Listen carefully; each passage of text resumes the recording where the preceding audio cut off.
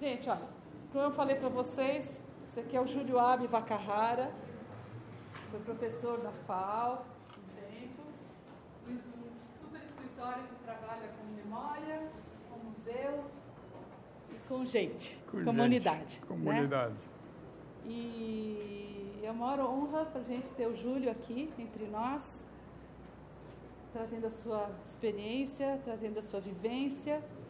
E no caso específico de Paranapiacaba, que é o tema que a turma de vocês está trabalhando esse ano, tanto em projeto quanto algumas turmas aqui nessa disciplina de tecnologia, a gente achou que realmente seria uma oportunidade única, uma oportunidade rara, trazer o Júlio Abi para falar de Paranapiacaba, não apenas da vila. A vila é um detalhe de Paranapiacaba. Um dos detalhes. Né?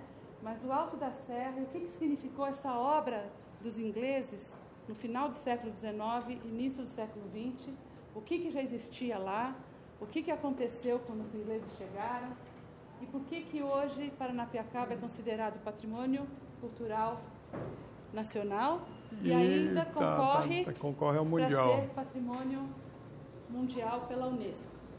Tá certo? O Júlio vai falar. Ele fala que ele não é professor, que ele não é acadêmico, mas eu falei, essa escola está cheia de professores que não são acadêmicos, por isso que é legal, que a gente pode conversar, trocar ideias e, enfim, aproveitar. Júlio, maior honra ter você aqui. Que honra, tá? honra nada. Que honra. Um segredo, vou contar. Ele foi meu primeiro chefe. Então não. Eu tenho ainda Ela foi minha estagiária em 1980, então já é outra. Eu estou vendo que a geração aqui, para mim, é quarta geração para baixo. Então, esse ano eu comecei a ficar velho, porque comecei a fazer hemodiálise, é segunda vida. Então, eu terminei uma vida, meu currículo está aí, e agora comecei a segunda vida. Então, essa palestra aqui é para a minha resiliência. Sabe o que é resiliência? É quando a pessoa cai e depois sobrevive, né? Da nova vida. Então, eu estou numa nova vida.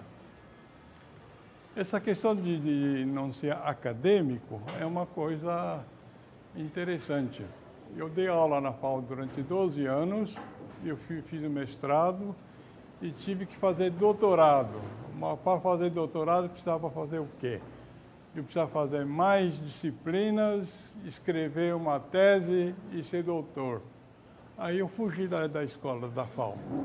Fui embora de um dia para o outro. Eu não sou acadêmico, eu não sei. Então, até hoje, eu sou arquiteto, mas sou mais museólogo. E como museólogo, eu sou referência aqui em São Paulo. E, inclusive, esse ano eu ganhei uma medalha de mérito museológico pelo Conselho Federal de Museologia. Então, nessa área da museologia, sou uma referência. Na área de arquitetura e restauro, essas coisas, eu também sou uma referência porque eu ganhei uma medalha do IFAM. Né? Esse ano, medalha Mário de Andrade, então são duas referências. Agora tem o seguinte, quem procurar um texto meu, não vai encontrar em lugar nenhum. Porque eu não escrevo, eu tenho medo de escrever. Quando eu escrevo uma coisa, no dia seguinte eu me arrependo. Então, eu não escrevo, nunca escrevi. E como é que eu sou referência? Em museologia e em arquitetura. Aí eu trouxe o meu currículo aí, dos meus 77 anos anteriores, né? Não a segunda vida, mas a minha primeira vida, e vi que é um currículo maluco. É um currículo muito grande, aí eu falo, mas esse cara deve ter sido bom. Agora, eu trabalhei todo quanto é na área da museologia, sempre trabalhei com acadêmicos. Então, sempre tem um historiador, um geógrafo, um antropólogo, tudo quanto é área de disciplina, eu trabalhei e tenho que ter essa referência acadêmica. Sem a referência acadêmica, eu não faço trabalho nenhum. Mas eu não sou acadêmico, então eu coordeno o projeto. Eu entendo de um monte de coisa e não entendo de nada também. Então, dá uma olhada no meu currículo, vocês vão ver o que andei fazendo. Então, é uma coisa meio maluca mesmo. Posso falar um pouquinho aqui dele? Não precisa falar, não. Eu vou deixar aí. Conselho de Museu da Casa Brasileira, Instituto Histórico Geográfico, Conselho de Museologia, foi diretor do DPH, diretor do COFEI, membro do... nossa, muita coisa. Não, de instituições e tudo. Uma coleção de prêmios e medalhas, uma coleção de trabalhos em museus e instituições culturais. E eu não tenho projeto nenhum. Eu nunca fiz uma casa, nunca me pediram para fazer uma casa. Agora, sempre me pediram para fazer história de bairro, história de cidade, história de empresa, história... Tudo quanto é área de história, tudo. E em Paranapiacaba, eu fui parar em 1980. Eu tinha ouvido falar da Vila Inglesa e tal, que era muito... Eu nunca tinha conseguido ir lá. Aí eu inventei uma disciplina optativa na FAO, que eu era professor da FAO, inventei uma disciplina para estudar Paranapiacaba. Aí eu tive que ir, fui lá e conheci a vila. Isso foi em 80, 79, 80. Aí achei muito boa a vila. Ela tinha acabado de ser da Rede Ferroviária Federal, porque antes era São Paulo Railway, passou para a Rede Ferroviária Federal, e a rede tinha começado um sistema novo de trem lá, de cremalheira e tal, diferente do funicular que tinha até então. Então, eu achei que é uma época super importante, começamos a estudar Paranapiacaba. Fizemos o primeiro simpósio em 81. Simpósio, juntamos todo o pessoal da vila, o pessoal do engenheiro arquiteto de Santo André, então fizemos o primeiro simpósio. Aí, em segundo simpósio, fizemos em 83, 84. Aí juntamos o Condefat, o IFAM, todo mundo, e em 87 foi tombado pelo Condefat. Então, em 87 foi tombado, mais um pedaço da coisa. Depois vou falar sobre outros tombamentos, né? Mas, então, né, Paranapiacaba tem isso. Agora, o que eu vou falar para vocês agora é duas questões grandes que apareceram ultimamente, é a questão do patrimônio natural e patrimônio cultural. O que vem a ser patrimônio natural? É o que existe na natureza. Os relevos, as matas, os ventos, tudo, né? E o patrimônio cultural? Aquele que foi construído pelo homem. Então, o patrimônio cultural é mais ou menos o que o IFAM começou. Quando Mário de Andrade criou o IFAM, Mário de Andrade criou o IFAM de uma forma completa, porque o Mário de Andrade tinha trabalhado com o Levi Strauss, não sei se conhece o Levi Strauss, e a mulher dele, que era antropólogo também. Então, Mário de Andrade tinha conhecimento da cultura brasileira, a cultura local aqui da região, tudo. E o Levi Strauss ainda era um professor novo e ele queria conhecer, estava começando o trabalho de antropologia. E foi justo em São Paulo que juntou Mário de Andrade com o Levi Strauss e criou um grande movimento de antropologia. Foi o início da antropologia em São Paulo. Inclusive a mulher do Levi Strauss deu um curso de antropologia na prefeitura, que todo mundo fez esse curso. Isso foi em 37, 34, 35, 1900 e pouco, porque justamente a época que Mário de Andrade já estava maduro, tinha feito semana 22, mas ele já estava em 34, 35, estava andando com o Levi Strauss em todos os bairros de São Paulo, na região do interior, todas as festas populares e tal. Em 37, o Mário de Andrade criou o projeto do IFAM, foi pedido para ele, e a criação do IFAM foi baseada num texto do Mário de Andrade. Agora, o que o Mário de Andrade tinha colocado como patrimônio brasileiro? Acho que tinha 3 ou 4 livros. Um era o livro da paisagem. Paisagem e tal, né? o que a natureza e tal. Depois, um sobre os aspectos da sociedade brasileira. Então, isso que vai, arte popular, arte coisa e tudo. Né? E depois o patrimônio edificado, que eram as edificações. Então, o patrimônio imaterial e o material estava tudo na proposta do Mário de Andrade. Só que o IPHAM, quando foi criado, os arquitetos tomaram conta do IPHAM. E durante 60 anos o patrimônio brasileiro só foi o patrimônio edificado. Só no ano 2000 que o patrimônio imaterial começou a ser estudado, ser valorizado. Né? Aí criou o patrimônio imaterial, no próprio IPHAM, e hoje já é uma área de estudo do IPHAM. Mas o IPHAM não estava muito interessado nisso, não. A questão da paisagem, o IPHAM tinha estudado já logo no começo, mas a paisagem era do ponto de vista estético. Então, a paisagem atrás da cidade, ao lado da cidade, tudo uma paisagem puramente estética.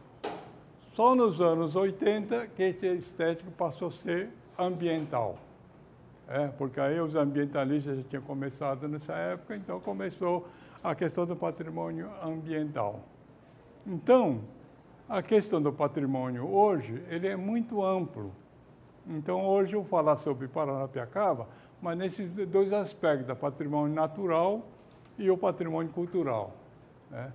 Porque até hoje, todo mundo que vê Paranapiacaba só vê de um aspecto só. Né? E um tempo só, o tempo dos ingleses.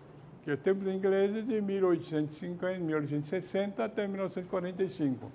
Isso é o tempo dos ingleses. E todo mundo acha, inglês que fez isso, inglês que fez aquilo e tal. Aí, e quem chega em Paranapiacaba, aí eles falam assim, o que significa Paranapiacaba? Aí eles falam assim, é coisa de índio. É o lugar de onde se vê o mar. Né? Então, essa questão de lugar onde se vê o mar,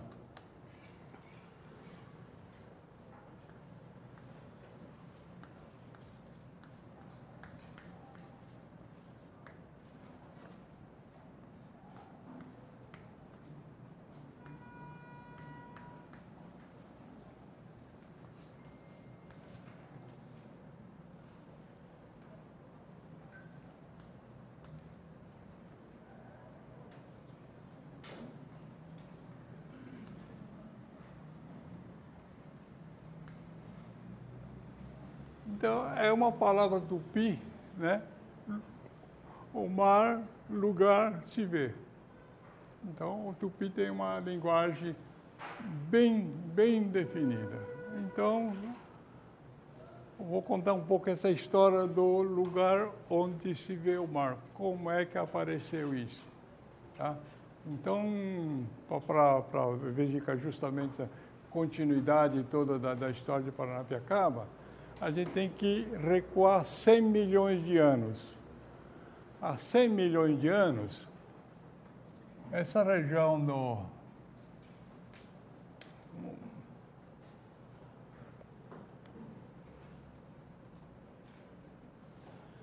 a América e a África eram ligadas, o continente de Gondwana.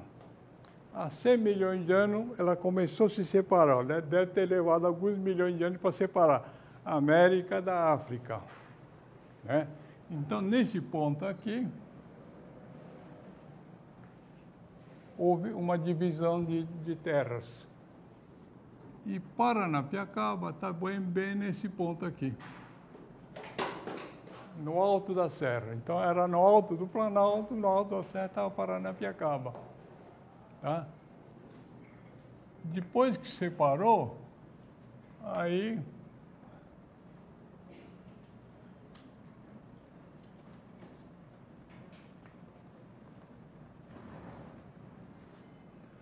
lá a África, aqui virou mar.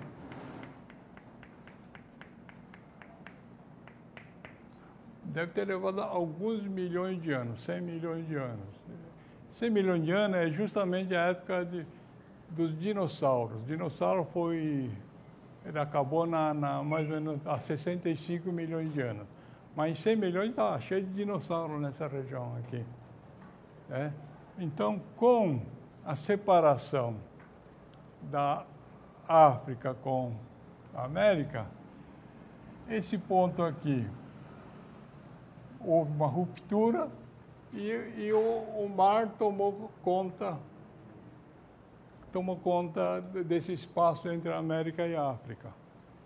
Agora, como é que isso aconteceu? Eu não sei. Isso está nos livros e eu acredito, né? Então, e é bom para explicar isso aqui. Então, com essa divisão de um lugar para outro, você tem o mar, as praias aqui, e o mar lá no fundo.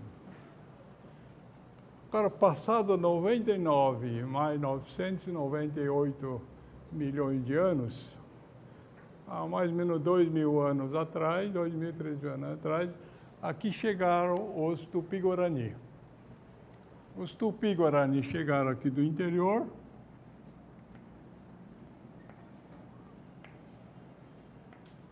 e chegaram nesse ponto aqui. Chegando nesse ponto, falavam, opa, que daqui dá para ver o mar. Agora, como toda a toponímia Tupi-Guarani é sempre localizada e significativo, então fala, lugar de onde se vê o mar é Paranapiacaba. Então, o objeto aconteceu há 100 milhões de anos, mas o nome foi dado há 2.000 anos. Então, Paranapiacaba é isso aí. Por que chegando nesse ponto, você enxerga o mar? Isso até hoje. Então, quem chega lá em Paranapiacaba quer saber onde está o mar. Quase ninguém vê o mar daqui, porque você vê névoa lá no horizonte, você não vê um mar assim, um mar revolto, porque dá muita 10, 20, 30 quilômetros, então você não vê o mar. Mas você vê a névoa que aparece. Agora, há 500 anos atrás, deveria ter para ver uma coisa. Aqui embaixo está Cubatão, está cheio de fumaça, tudo, então você não chega a ver mar hoje, mas você consegue ver de diversos pontos de Paranapiacaba, ver em direção ao mar. Então você vê que é uma história longa e que hoje ainda os turistas chegam lá e falam, como é que se chama aqui? Fala Paranapiacaba. O que significa isso? É lugar de onde se vê o mar. Aí acabou a história para o turista. Mas a história começa um pouco mais para trás. Nessa região aqui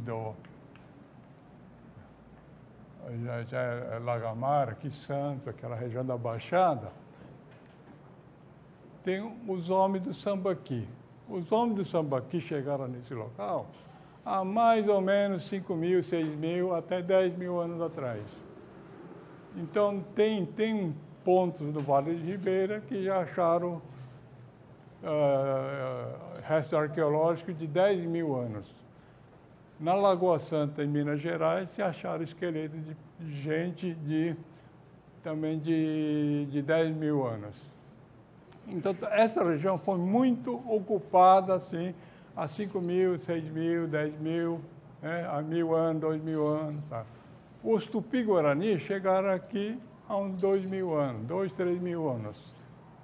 E eles deram esse nome para toda a serra, porque essa serra aqui, do Espírito Santo ao Rio Grande do Sul, é uma cadeia de montanhas que percorre todo o litoral. Então, todo o litoral aqui, você tem essa quebradeira aqui da subida da serra. Agora, o que acontece em Paranapiacaba? É um ponto estratégico porque é justo o menor ponto de declividade para subir essa serra aqui. Então, tem algumas coisas em especial. Então, os Tupi-Guarani chegaram nessa área e deram nome a esse lugar. E todo mundo conhecia esse lugar, Paranapiacaba. Então, chegava num ponto, que está nesse ponto, como lá na Alta Sé, pela Via Anchieta, pelo imigrante, tudo a gente vê lá, quando cava a serra, tem uma caída. Né? Agora, por isso é que, esse caso aqui,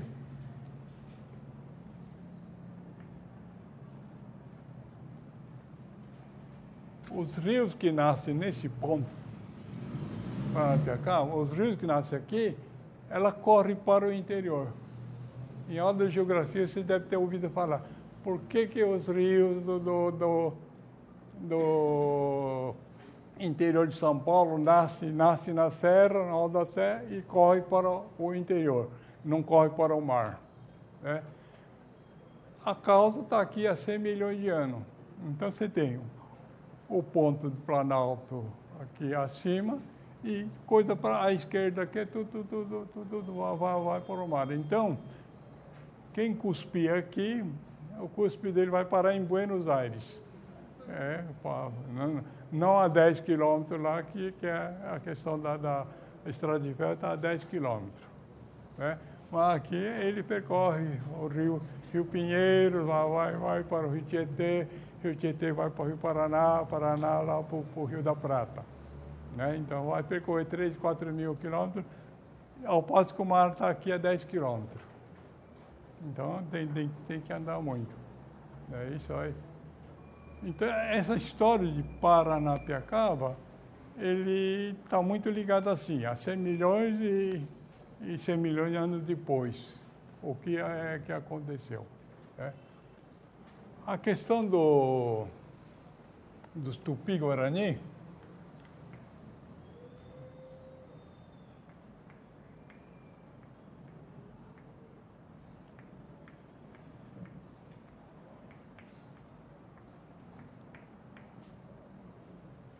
o Tupi-Guarani é um povo ligado pela língua. Ele não é um povo ligado politicamente. É tudo, cada aldeia é independente da outra. Às vezes um inimigo do outro, né? Os Tupi-Guarani. Andei lendo a questão dos celtas. Os celtas são a mesmíssima coisa. É um paralelo entre o povo celta e o povo Tupi-Guarani, que é uma coisa doida, né? Como é que os dois povos são tão iguais? Então, os celtas, também a população celta, tudo um independente do outro. A guerra que havia entre eles é uma guerra de parentes, de um xingar o outro, falar mal, qualquer coisa assim. Entre os Tupi-Guarani era a mesma coisa. Os Tupiniquim daqui eram inimigos dos Tupinambás.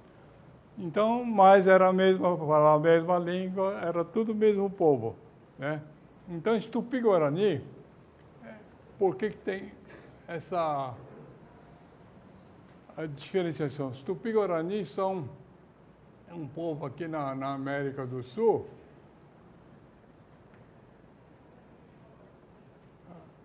bom, aqui mais pelo Brasil. Eles começaram nessa região da Rondônia. Eles foram se distribuindo aqui para o sul, Paraguai e tal, até o Rio Grande do Sul, depois eles foram subindo por aqui.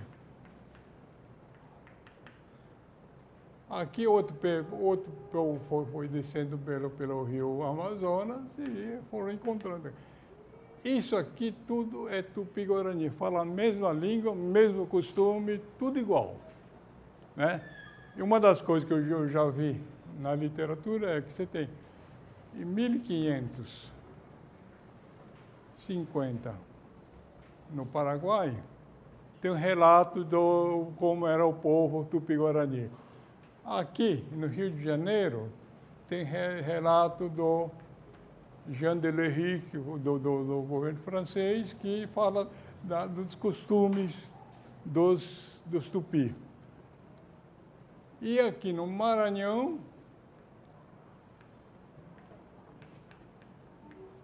Em 1600 e pouco, um abade francês também escreve sobre os costumes aqui. Esse costume que está aqui, de ser comer o inimigo, a toda parte da lavoura, alimentação, costume, todos os costumes sociais, isso aqui é igual a esse de 1550, igual a esse do Rio de 1550 também. Então, isso aqui, o povo tupi-guarani é isso aqui. E outra coisa, a língua tupi-guarani não é uma língua morta, é uma língua viva até hoje, no ano 2018. É uma língua viva. Então, o latim é língua morta, grego, a antiga língua morta, tem um monte de línguas mortas. O tupi-guarani não é uma língua morta, é uma língua viva. Então, você tem várias, só que no estado de São Paulo, você tem 40, 50 aldeias, hoje. Né? Tem várias aldeias aqui, toda essa região aqui tem aldeias tupi. O povo celta, em toda aquela da Europa, a parte da Inglaterra e Irlanda, o povo celta ocupava toda abaixo da Alemanha, França, Inglaterra, Irlanda, tudo isso aqui era povo celta. Aqui na Espanha, até a Itália. Esse povo também era tudo independente um do outro, você não tinha um rei. Né? Aqui, Tupi-Guarani também não tinha um rei.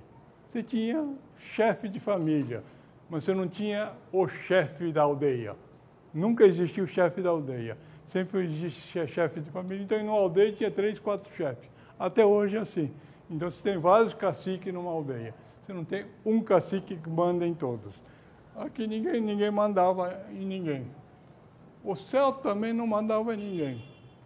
O povo celta era polígamo e o lado feminino também. Então, a mulher podia ter quantos homens quisesse e o homem tinha que ter quantas mulheres quisesse. O povo guarani é a mesma coisa. Você não tinha essa diferenciação sexual de um mandar no outro, tal. Aqui, no povo celta, aqui você tinha os pajés.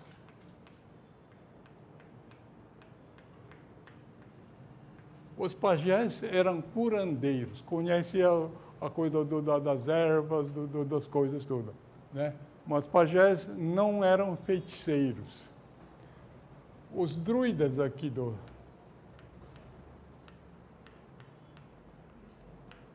os druidas eram chefes religiosos, etc. Mas não era paralelo, um poder paralelo ao poder guerreiro, porque os celtas eram guerreiros. Mesma coisa, os Tupi-Guarani também eram guerreiros. Né? E então, essa coisa assim é muito parecido. Em Paranapiacaba vai ter agora, no mês de maio, vocês podem marcar na ida lá, vai ter o Festival das Bruxas. O Festival das Bruxas tem muita coisa que é apropriada dos celtas.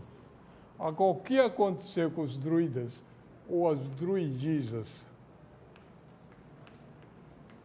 Porque podia ser feminino também. As druidisas, na Idade Média, ela eram curandeiras. Então você tinha caldeirão com erva. Aí os cristãos chegaram e falaram, isso é feitiçaria. É? A mesma coisa, os pajés não eram feiticeiros, eram curandeiros. Faziam a medicina através das plantas. Aqui também. O que aconteceu aqui? As druidisas foram queimadas em fogueira. Direto, todas as bruxas queimadas na fogueira eram druidisas celtas. E o povo celta acabou por volta de anos 300, 400, e depois virou irlandês, inglês, galês, escocês, né, francês. Então, é uma coisa muito parecida. Só que os celtas terminaram. A língua celta deve ter alguns poucos lugares e a cultura celta, das músicas, toda a Irlanda tem a música toda celta. Então, nesse festival das bruxas, acho que vão encontrar muita coisa celta ainda, né? Porque a música irlandesa, a música inglesa, a música de Gales, é uma música assim, muito bonita e está viva até hoje, né? Mas os Tupi-Guarani, o que está vivo ainda hoje é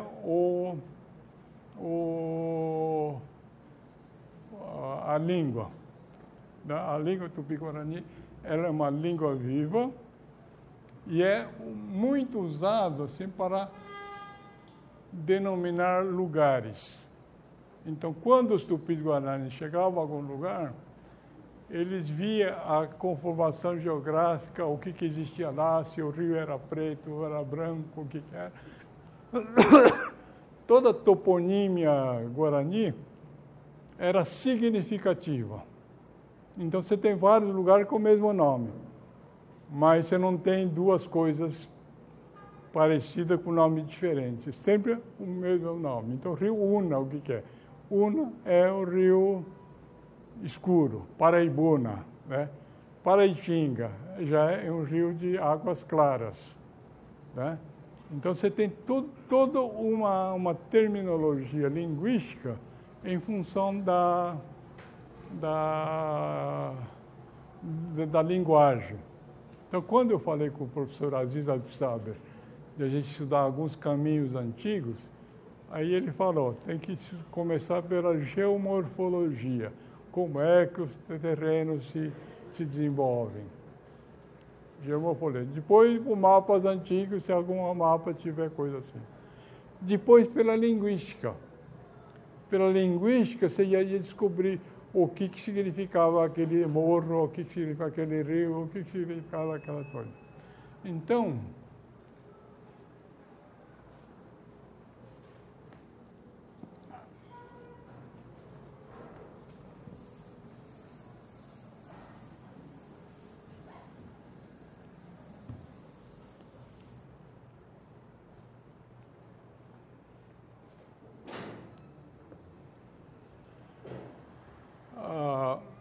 aqui no estado de São Paulo,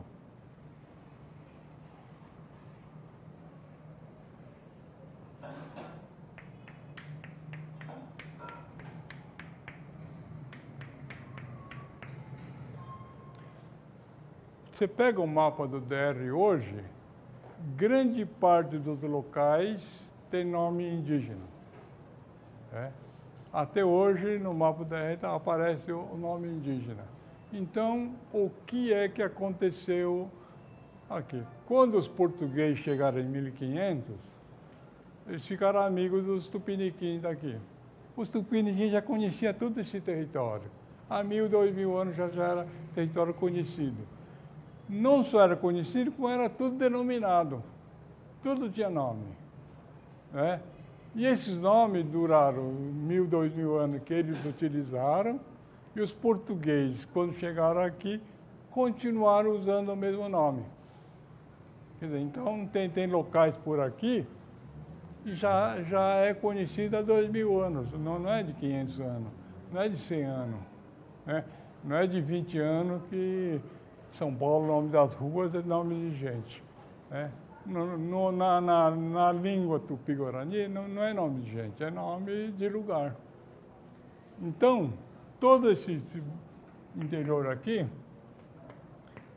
tem nome indígena. Você pode ver, qualquer cidade, você olha lá, origem, tal nome indígena, tal. E eu estou refazendo esse mapa aqui no estado de São Paulo, porque no Brasil ele inteiramente também tem nome, né? Agora, no estado de São Paulo, você tem lá, vamos dizer, 1/3 da cidade até hoje guarda esse nome coisa. Aí, como esses índios andavam muito, então eu fiz um caminho aqui.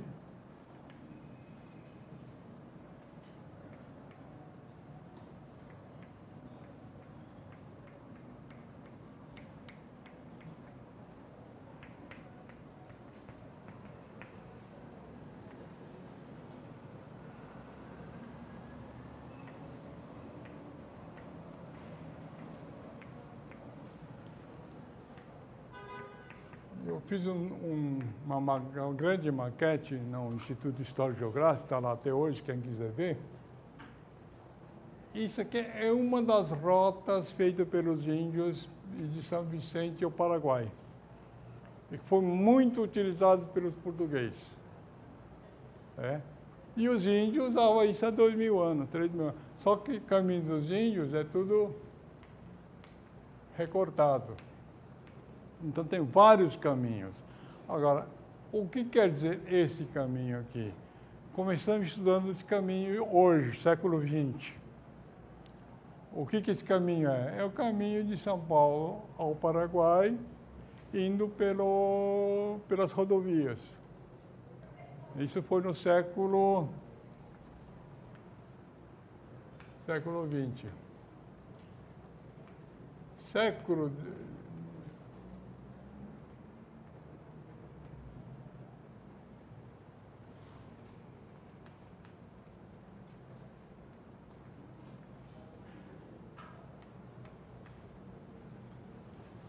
No século XIX, XVIII, eu falo que era caminho de tropeiros.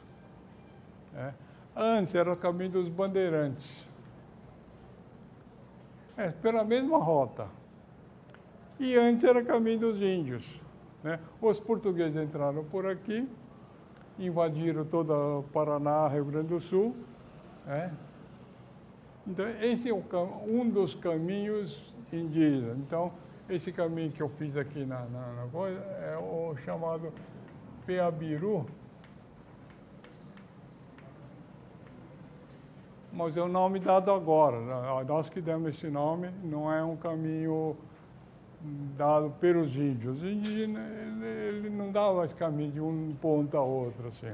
Agora, ele foi reutilizado várias vezes, pelos portugueses, pelo bandeirante, pelos tropeiros e pelo caminho de carro. Tem o caminho de carro para Paraná. Então, o que existe aqui? São Vicente tem um nome indígena, São Paulo, Piratininga, Sorocaba, Itapetininga, Itupeva, Itararé, tudo nome indígena. Então conseguimos montar esse mapa aqui pelo uso constante nos 5 séculos da colonização, e anteriormente já devia ter sido utilizado há muito tempo, porque os índios estão aqui há 2.000, 3.000 anos. Então está... Agora, tudo isso aqui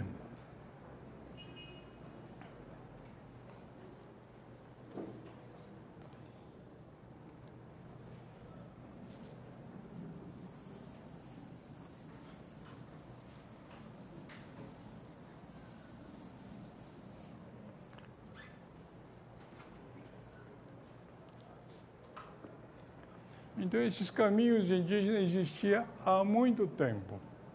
Agora, na região de Paranapiacaba, aí que nós vamos começar a entrar na história de Paranapiacaba. Então, essa história de Paranapiacaba é uma coisa de 10.000 anos. Então, a chegada dos índios do Planalto para o litoral utilizavam um determinado caminho.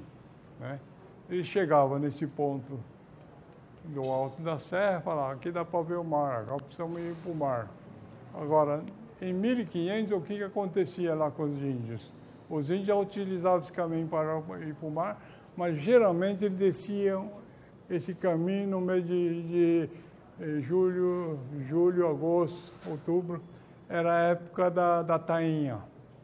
Eles desciam a serra, pescavam a tainha na região de Bertioga, Guarujá, e faziam farinha de peixe.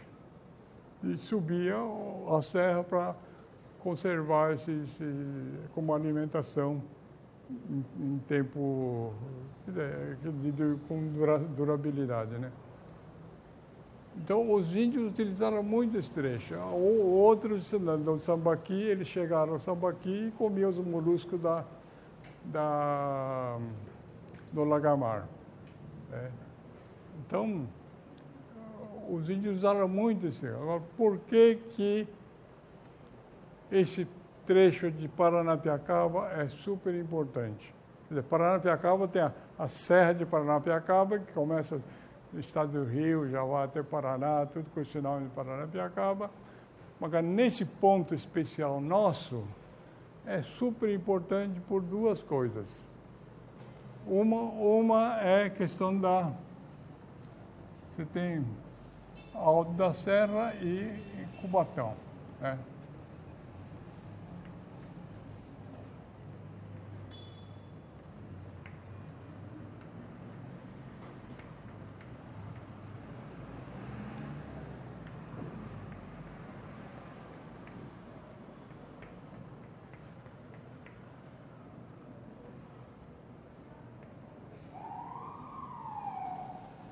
Tem um rio, o Mogi, que nasce aqui em Paranapiacaba e morre em Cubatão. Então, esse rio Mogi, ele desce por um vale e com duas escarpas laterais de montanhas. Quando vocês forem lá, vocês vão conseguir ver essa paisagem aqui. Aliás, no Google tem isso aqui, dá para ver bem também.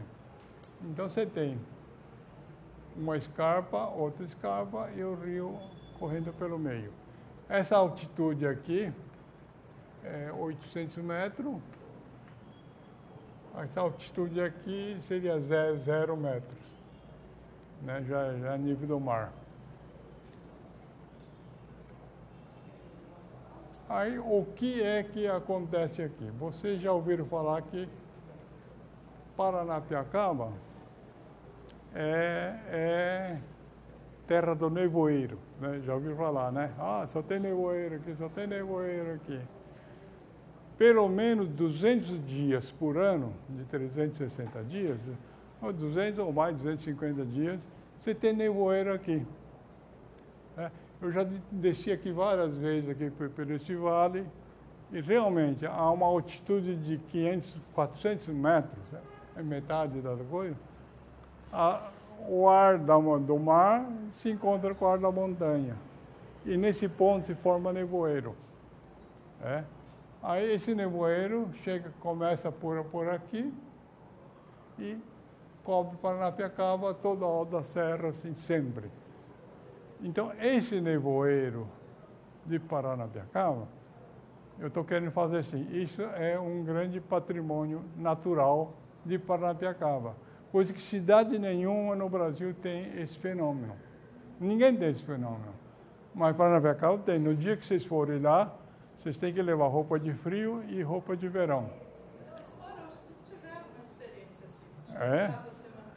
Então já tiveram. Então vocês vão ver nevoeiro lá. Esse nevoeiro, muita gente chega lá, não dá para ver nada, vamos embora. Tá bom, mas tem gente que curte o nevoeiro. Eu, por exemplo, gosto do nevoeiro. Então, nevoeiro. Esse túnel aqui,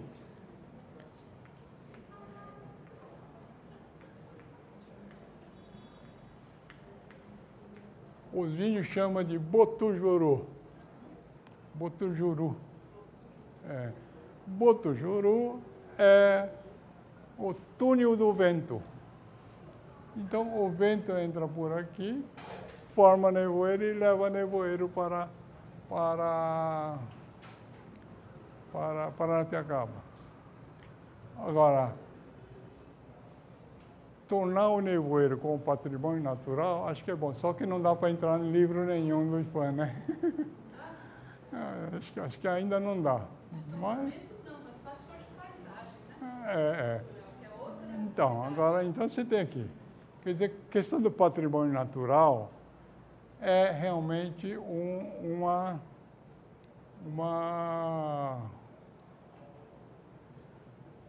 conformação especial, muito especial. Cai de 800 metros para 0 metro em 10 quilômetros. Aqui você tem 10 quilômetros de descida. Então você desce, 800 metros o que é? Aqui está 800 metros. A Paulista está 830 mais ou menos, mas nessa região aqui é 800 metros. Então você desce daqui até o mar em 10 quilômetros. Então os índios utilizaram esse caminho por ter menor declividade. Aí dá 0,8, declividade 0,8, uma coisa assim, né? Então, é uma coisa doida. Como é que, nessa paisagem, a gente descobriu que esse era um caminho bom. Esse era um caminho bom. Aí, os índios usavam esse caminho diretamente para descer mar sem cansar, né? Isso foi o caminho indígena. Aqui, nós fizemos esse caminho, então esse caminho deve ser assim.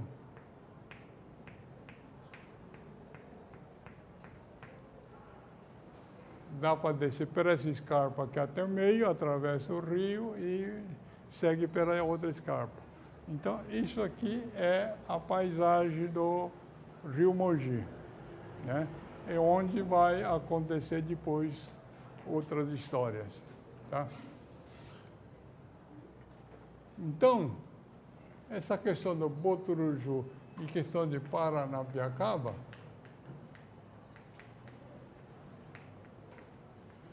os índios já tinham denominado isso aqui há muito tempo. Os portugueses estão aqui há 500 anos. Os índios estão há 2.000 anos. Então, uma coisa diferente, né? Então, é uma coisa...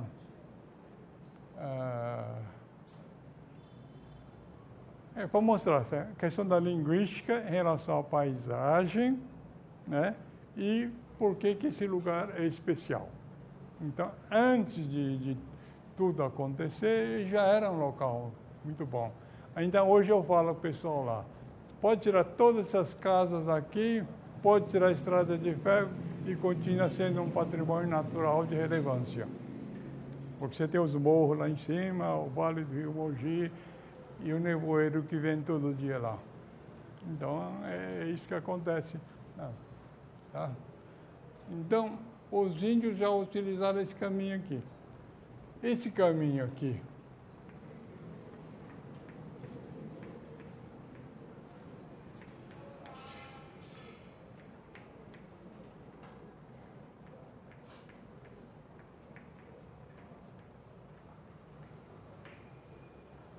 Esse caminho aqui, de Cubatão, passando por Paranapiacaba até São Paulo, os portugueses denominaram como a trilha dos Tupiniquins. Porque Tupiniquim era a tribo de Tibiriçá, Caiubi, Piquerubi, os que moravam no Planalto. E eles utilizavam essa trilha para o litoral, catar peixe, molusco e tal. Então, é conhecido como a trilha dos Tupiniquim. Isso era usado há 1.000, 2.000 anos, até os portugueses chegarem, até 1560. Esse caminho aqui era usado pelos portugueses até 1560, né? Fundação de São Paulo e tal. Por quê? Porque em Mogi das Cruzes, você tinha o povo tamoio estava lá, e mesmo entre os tupiniquins, os inimigos dos jesuítas estavam lá, e era possível de ter ataque inimigo nessa região. Em 1560 foi proibido usar esse caminho justamente por ter esses inimigos. Em 1562 houve a grande guerra em São Paulo entre os tamoios, tupiniquins e os outros tupiniquins daqui. Então veio o pessoal de Mogi, atacou São Paulo e quase que São Paulo acaba. Mas graças a Tibiriçá e os jesuítas, tudo conseguiram manter os caras fora, né? Mas em 1560 foi proibido. Aí o padre José de Anchieta, o que fez? Ele criou um outro caminho, Rio Perequê.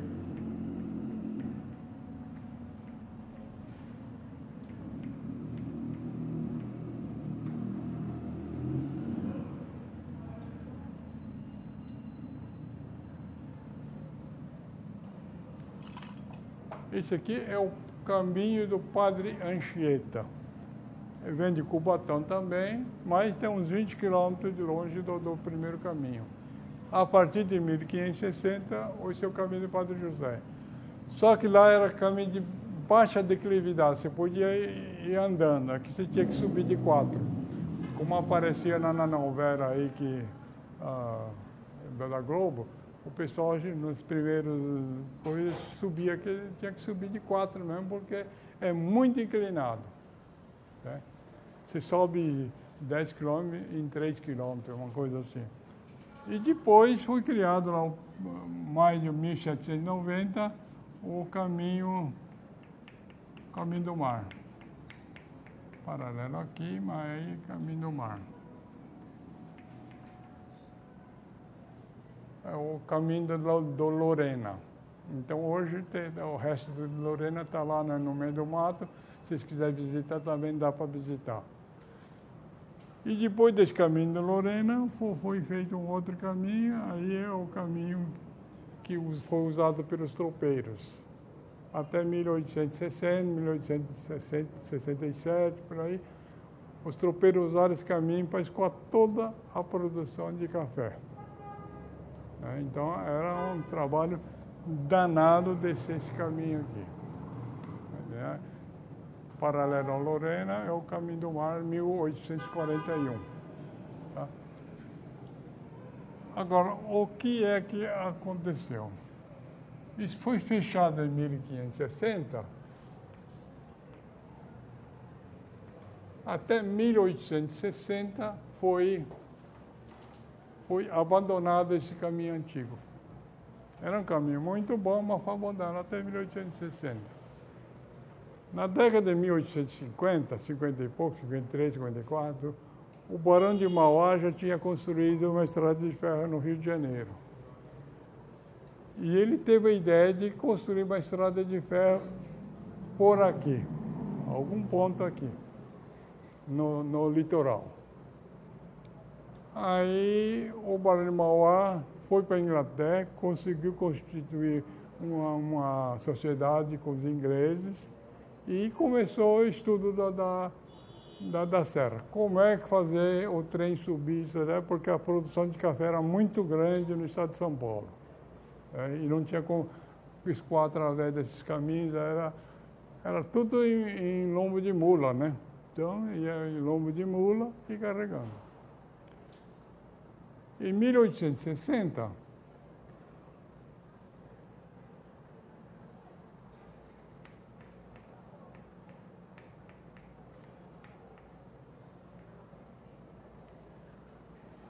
é bom lembrar desse nome, Daniel Fox, porque em 1880 ele devia ter uns 27, 28 anos. Era recém-casado, a mulher estava grávida, veio para Santos e ele teve a incumbência de fazer o traçado da estrada de ferro. Como ia subir essa estrada de ferro. Ele entrou pelo mato, vários caminhos, pelo que é caminho do mar, toda outra região aqui. Andou tudo isso aqui sozinho, não, mas foi com os mateiros e percorreu toda a serra. E viu que realmente essa serra era muito brava. E ele encontrou só um local com menor declividade. Então, aonde que ele achou? Foi justamente nesse vale do Rio Mogi. Em 1860, ele já tinha feito o traçado da estrada de ferro pelo Vale do Rio Mogi, porque justamente era o vale onde menor declividade, 8%. Outros caminhos por aqui e tal, você tinha que fazer um caminho de 50 quilômetros. Aqui só tinha 10 quilômetros. Mas o que aconteceu aqui? De subir 10 quilômetros com rampa de 8%, precisava de uma máquina muito forte, né? Aí ele falou, não, vamos puxar com cabo de aço. Né? Aí que inventaram o tal do funicular. Porque na Inglaterra, eles tinham feito um trecho muito pequeno com funicular.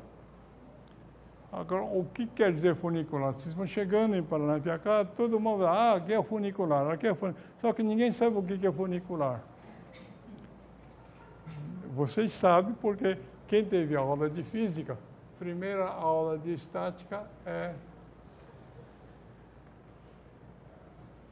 funicular.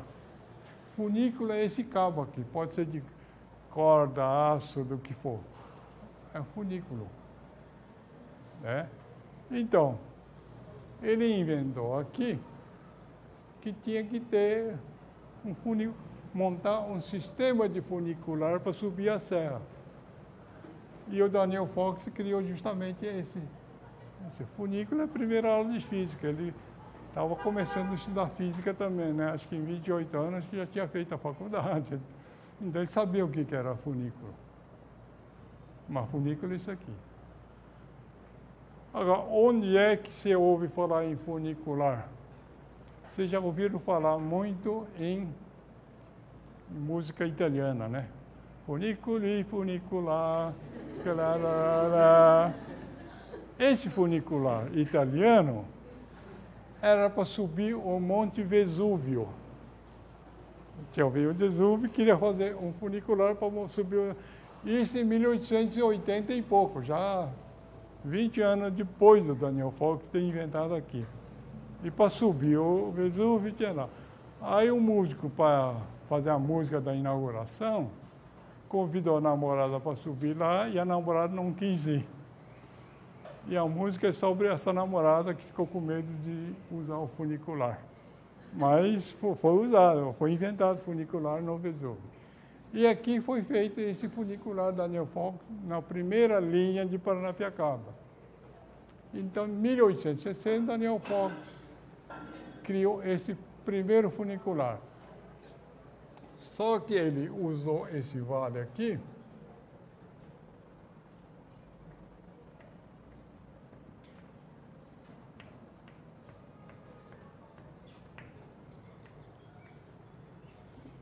ele foi só por uma das ladeiras aqui de Paranapiacaba, né? Só que ele dividiu isso aqui trechos, em 4 trechos. Em 4 trechos ele subiu 800 metros. Então, o que acontecia? Ele pegava o trem aqui,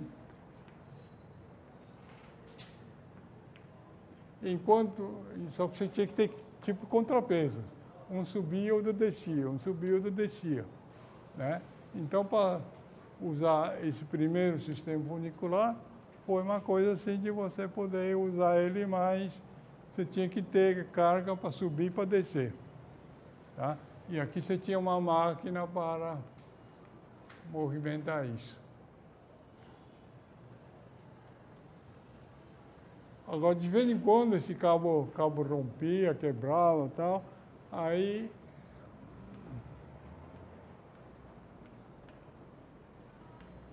lá em Paranapiacaba vocês vão ver isso também. Eles vão te falar em locobrec. O que era um locobrec? Era uma locomotiva aqui e uma aqui que tinha um freio. Se rebentasse o fio, alguma coisa, esse locobrec ele brecava. Não, esse aqui primeiro chamava-se serra-breque, uma coisa assim. Serra-breque.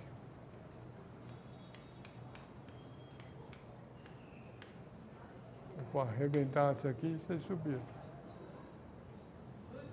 De 1860 a 1894,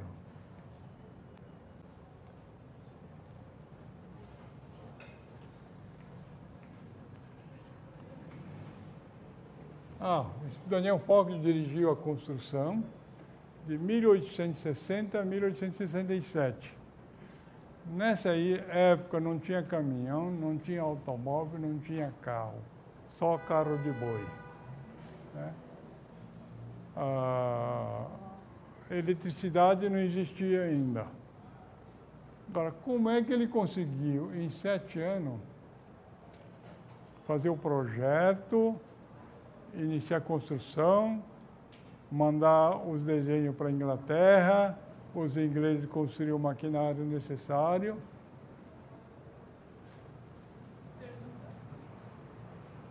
Eu queria saber sobre a construção da ferrovia, como que eram os acampamentos temporários dos operários e se a localização desses acampamentos influenciou para alguma consolidação urbana posteriormente. Isso foi depois. Nessa época existia acampamento simples. Em Paranapiacaba existia já um acampamento. E aqui em Cubatão existia acampamento também. Ao longo da estrada de ferro aqui, em cada parada desse, assim, da troca dos trens, você tinha algumas casas de moradores lá para manutenção. Então você tinha um acampamento em Paranapiacaba, acampamento em Cubatão e agora, durante a construção eu não sei, porque eu não sei como é que foi construído isso aqui, porque tinha que ir por trecho, fazer o trem funcionar um pedaço, depois levar outro pedaço, é uma coisa doida. Tem um texto do Daniel Fox que eu tenho em inglês antigo. Alguém quiser traduzir, eu tenho o livro. Eu até hoje não consegui traduzir, que também não tentei, né? Mas quem entender de inglês, eu tenho o livro, pode fazer. Ele tem todo o relatório da construção. Tá? Então, em 7 anos, ele conseguiu construir não só esse trecho aqui, mas até Santos e até Jundiaí. Em 7 anos, de Jundiaí a Santos, estrada de ferro, numa época que não existia caminhão, não existia nada, e como ele conseguiu levar todos esses trilhos para lá, carregar, né, montar, é uma coisa doida. Então, eu não sei, não entendi bem. Mas, em todo caso, você vê que são 7 anos. São 7 anos de obra. Cada trecho do metrô aqui em São Paulo está levando 10 anos, 20 anos. Então, é um pouco diferente do seu Daniel Fox, que conseguiu. Existia a serra e não existia mais nada. Então, todos os projetos que eram muito baseados em terreno da Inglaterra. E o terreno da Serra do Mar é completamente diferente. Ela é porosa, tem muito pedregulho, mas tem muita terra solta, né? Então, eles tiveram que refazer o projeto várias vezes, mas conseguiram em 7 anos. Nesse trecho aqui, a maioria dos patamares não tem túnel, tem pouquíssimo viaduto, mas quase não tem obra de viadutos e túneis, né? Agora, esse trem de 1860, 67, era muito precário. E São Paulo produzia muito café, né? Então, não deu para escoar todo o café através dessa primeira linha.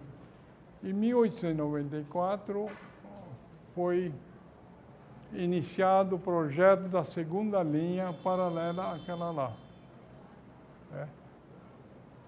E foi inaugurada essa obra em 2001.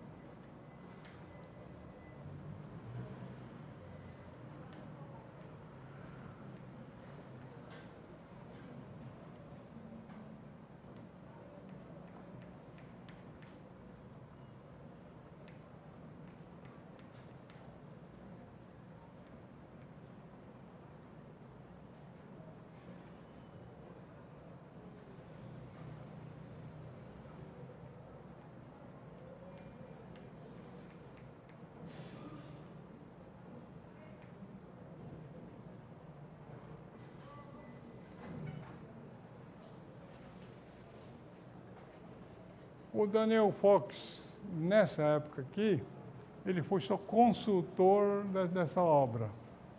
Então, ele consultava e tal.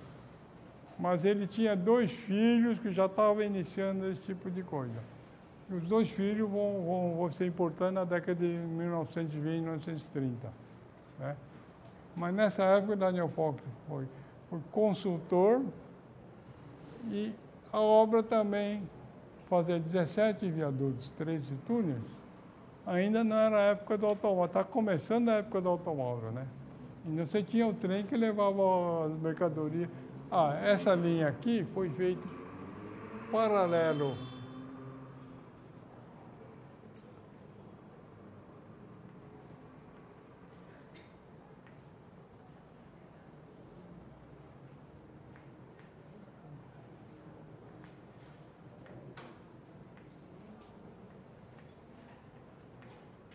em 5 plataformas.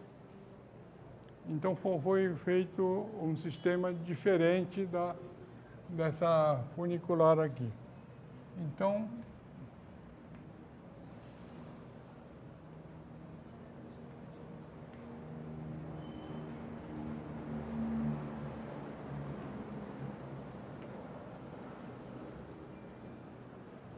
um cabo sem fim. Então, quando um subia, outro descia. Né? Então, ele era mais rápido do que esse sistema aqui. Então, era mais rápido e tal. E só que para fazer esse cabo aqui, tem que ser um cabo único. Né? Então, foi feito a distância entre uma estação e outra, plataforma e outra, foi de 2 quilômetros. Por isso que para descer os 10 quilômetros, são de 5 plataformas. É, mas em todo caso, você vê que 2 quilômetros aqui são 4 quilômetros de fio, né? Tudo emendado, direto, sem quer dizer, com emenda, mas sem interrupção. Então, aqui também você tinha um locobreque, aqui sim eu chamo de locobreque, é o que está lá. Porque isso aqui já era uma locomotiva. É uma locomotiva que parava, subia, descia. Aqui era só um freio. Né? Então, o tempo que os ingleses ficaram aqui foi justamente essa construção daqui. E outra coisa, eles construíram de Santos a Jundiaí.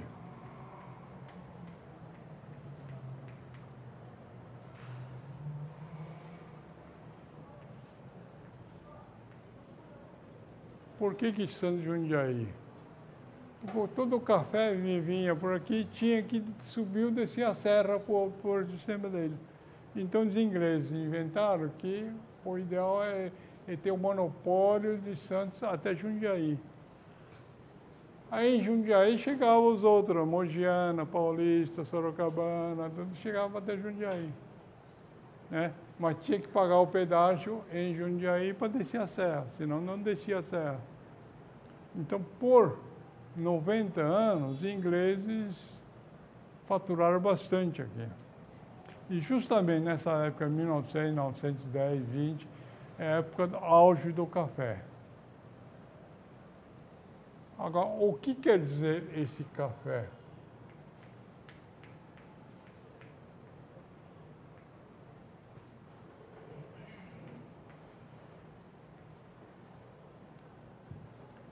Era 70% da produção nacional, exportação nacional. Quer dizer, era algo muito grande, né? Então, não era uma coisa pequena, não.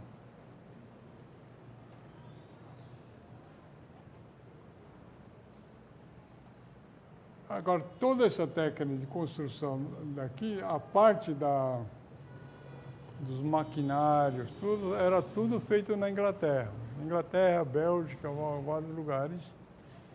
E em 1945, é quando os ingleses vão embora, todo esse tempo os ingleses faturaram aí com o café brasileiro. E o café brasileiro, em determinada época, realmente era muito dinheiro que passava por aí, né? Mas tudo que era produzido no estado de São Paulo passava pelo São Jundiaí. É uma coisa doida. 70% do PIB nacional era o café, né? Isso até depois em 29 tem a queda de Nova York, queda da Bolsa de Nova York, aí o café também cai e tal, aí muda toda a importância da estrada de ferro. Mas a estrada de ferro teve muita importância justamente no final do século e início do século.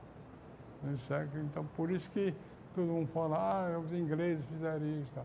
Agora, o que eles fizeram em 1894? Aqui, eles fizeram esses viadutos, 13 túneis.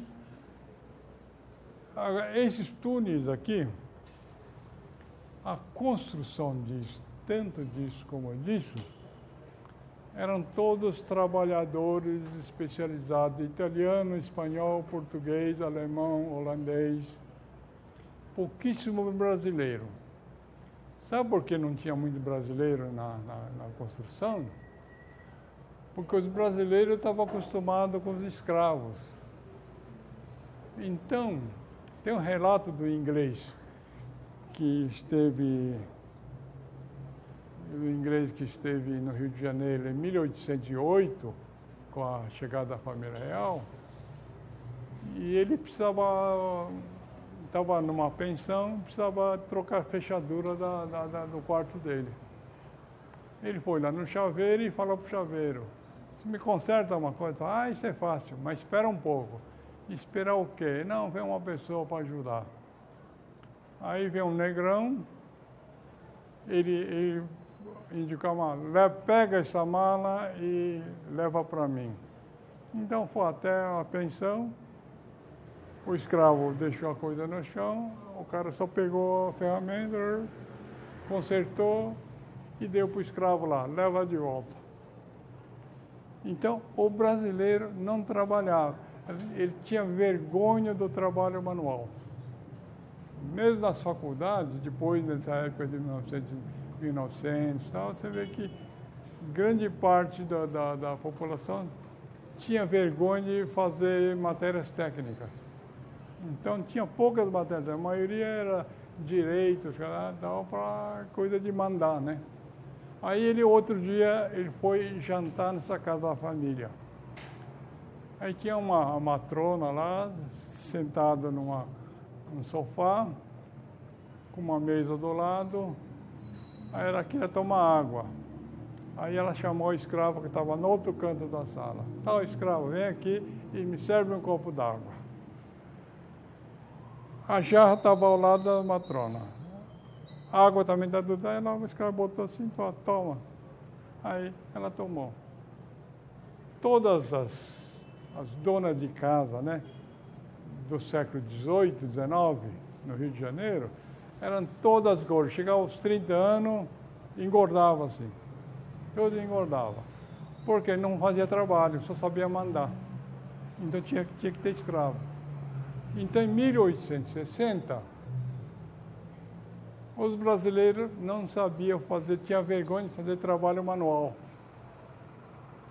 Então, você não tinha especializado em trabalhar com ferro, com parafuso, né, todo maquinário.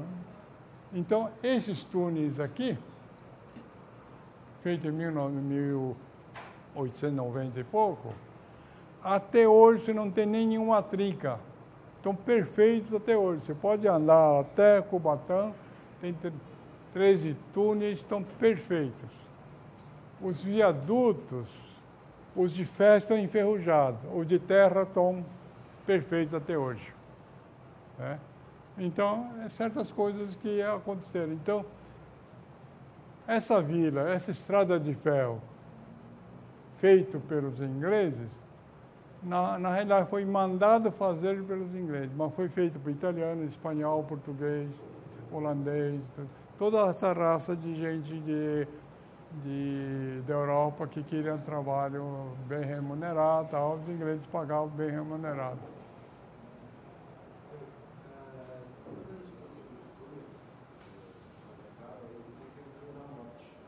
O quê?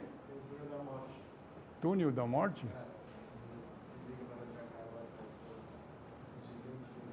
Isso é lenda, isso é lenda. Isso é lenda.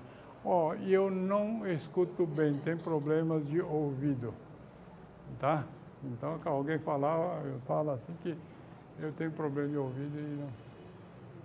Então, eles construíram tudo isso. Em Paranapiacaba, que era um acampamento de funcionários, pessoal da manutenção, aí eles construíram uma vila de operários. Isso conforme a urbanização inglesa e tal. E tem a tese do Isao Minami, que tem na FAO, quem quiser ver, é só pegar a tese dele e ver como é que essa vila foi projetada, né? Porque na época, essas vilas, tanto nos Estados Unidos como na Inglaterra, as fábricas ficavam longe da cidade, né? Para não poluir a cidade, ficavam longe da cidade. Aí sempre construía uma vila operária do lado. E Paranapiacaba, qual era um ponto de referência, os ingleses projetaram uma vila e construíram. Aí sim, aí trouxeram todo o madeiramento de pinho de riga. Agora, o pinho de riga, ele é abundante todo o norte da Europa. Agora, de onde veio esse pinho de riga, não sei, não cheguei a ver ainda. Mas pode ser que não tenha vindo só de Riga. Riga é na Letônia. Então pode ser que tenha vindo da Letônia, Lituânia, mas toda aquela região lá tinha esse pinho, chamado pinho de Riga. Agora, qual a característica do pinho de Riga? Isso nem os ingleses que sabiam, viu? Acho que foi por acaso. Vamos construir umas casas baratas de madeira. Aí trouxeram o pinho de Riga. Agora, o pinho de Riga, ele é entremeado de fibras especiais, né? Tudo assim. Então, ele foi usado em toda a construção da vila de Paranapiacaba. E outra coisa, isso é do norte da Europa, mas trazido de Paranapiacaba, clima úmido, ela se manteve integral até hoje, 1910, aqui são 110, 120 anos. Não tem cupim nenhum nos pinhos de Riga. Isso é bom para ver a questão da preservação, que hoje estão usando outras madeiras lá, por causa do dinheiro e tal, que é pouco. Tal. Então usaram outras madeiras. Mas o pinho de Riga durou 110, 120 anos sem problema nenhum. Só nas áreas baixas, que bate a chuva e tal, apodrece um pouco, aí entra cupim. Mas quase toda a vila ainda é de madeira e é preservada, não tem cupim. Agora, como é que os ingleses souberam disso ou não souberam, não sei como que foi. Mas, agora, era mais barato trazer pinho Riga da norte da Europa até Paranapiacaba do que catar pinho do Paraná na época. Então, nessa época não tinha estrada de ferro Paraná, não tinha caminhão, não tinha nada. Então, pegar pinho do Paraná para construir a via ficava muito caro. Não tinha jeito. Então, eles usaram o pinho de Riga. Foi sorte. Trazia toda a madeira prontinha, montava. Porque uma casa dessa de madeira, em 2 semanas, monta. Então, foi uma coisa simples, né? Agora, é bom ver a tese do Isao Minami sobre a vila, que ele detalha um pouco esse desenho urbanístico, né? Porque o desenho urbanístico ele se mantém até hoje. Falta manutenção. Falta manutenção. E quem já foi lá, você vê que as vilas lá são feitas em quadras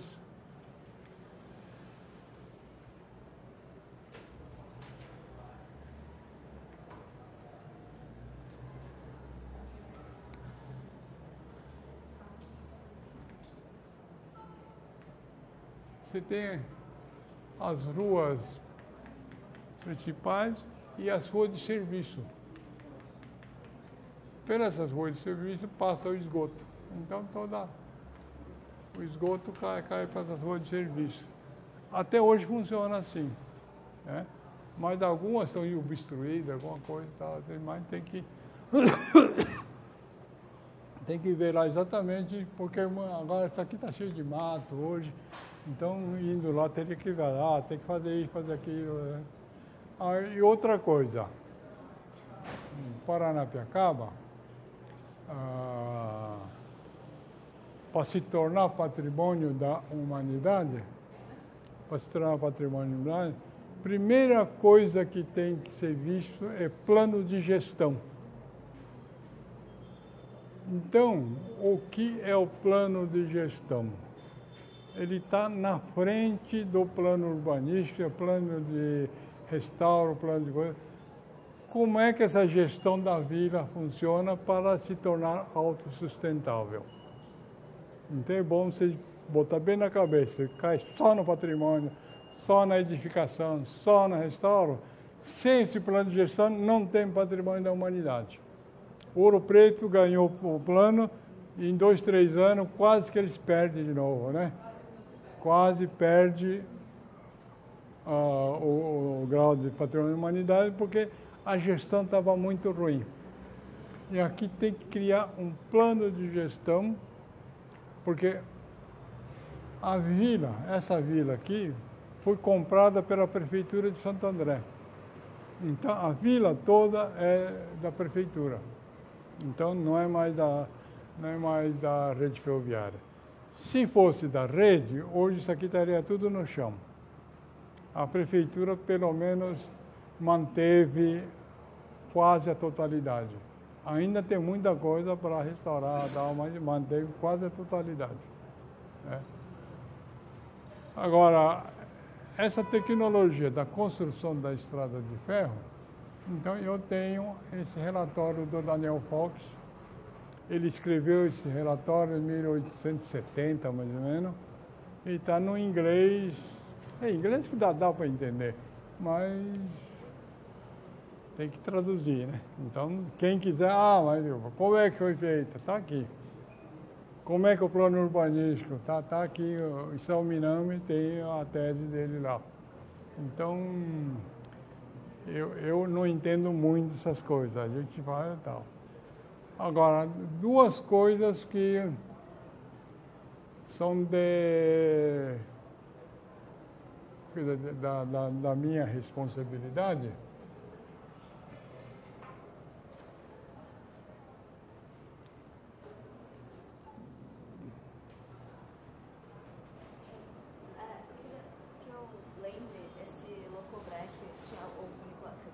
Tinha alguma coisa com água, não tinha?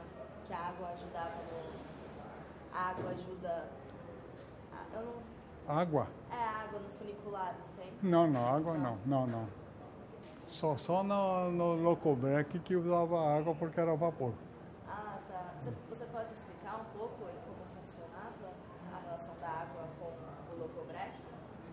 Não, a água é trem a vapor. Ah, tá. É só isso, não tem outra coisa. O Locobrec era vapor. Tá bom. Mas ele já andava, brecava, né? E o sistema de escoamento da água? Como foi esse planejamento do sistema de escoamento da água? Na década de 1920, houve vários desabamentos na serra, por causa da grande quantidade de chuva. Aí houve, eu não sei se foi inglês, foi brasileiro e tal, fizeram um sistema de drenagem, toda a serra, aqui. Fizeram um sistema de drenagem aqui, tudo, perfeito, até hoje está lá. Né? Até hoje o sistema de drenagem está lá, perfeito. Então toda coisa é e joga água aqui no Rio Mogi.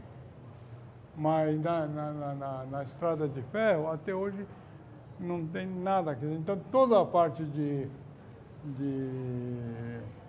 viadutos, tudo perfeito. Sistema de drenagem também tudo perfeito, está até lá hoje. Então, em termos de patrimônio preservado, todos os túneis estão preservados. Todo o processo de drenagem